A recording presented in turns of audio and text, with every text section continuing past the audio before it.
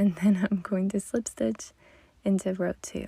So I'm going to insert it right here next to row 2, yarn over, pull through the corner of the square, pull through the first loop, and then yarn over and pull through 2, yarn over, pull through 2, and then I like to use my left middle finger and thumb to guide my hook as it's pulling through the loops.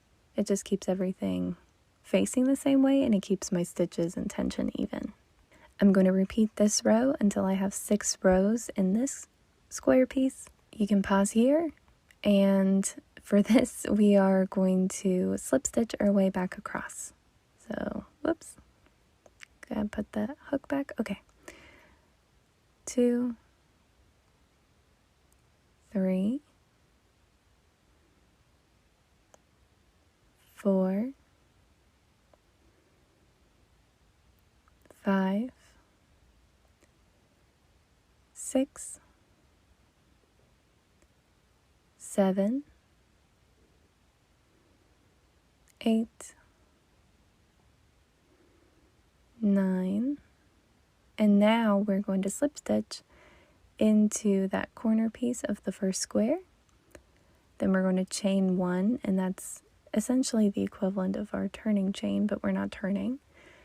And then for this next section, I'm going to pull up a loop using the front loop, not the vertical loop, but the front loop of the corner piece right there.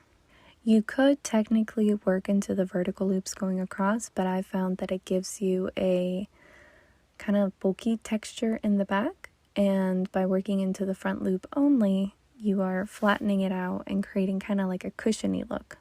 But like I always say, crochet is fiber art. Fiber art is art. Art is subjective. There's no right or wrong. These are just my recommendations and tips.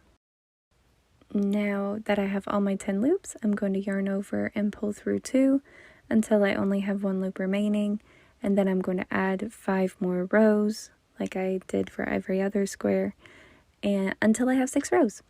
This process is how you increase to the right and up. So you're going to do that until your blanket or whatever you're making is the size that you want. And then this is where you're going to start decreasing. So instead of working to the right of the square, you're going to work to the top. And we're going to insert it where we would normally slip stitch. Chain 1, and then we're going to pull up a loop using the front loops until we have 10 loops on the hook. The rest of this process is nothing new compared to what we've been doing, and after you've been doing this for a while, it's